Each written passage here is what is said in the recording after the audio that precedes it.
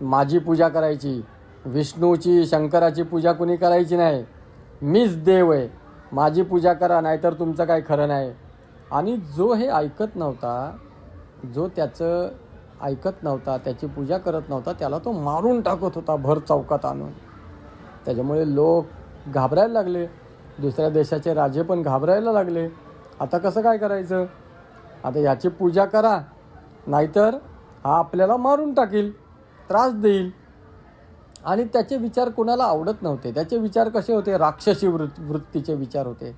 खा प्या मजा करा, दारू प्या, लोकांना त्रास द्या, शिव्या द्या, घाण घाण खावा, सिगरेट प्या, तंबाखू खा, असं घाणेरडे त्याचे सगळे विचार होते. त्याच्यामुळे लोकांना तो आवडत नव्हता. पण काय करणार? त्याच्याकडे शक्ती होती.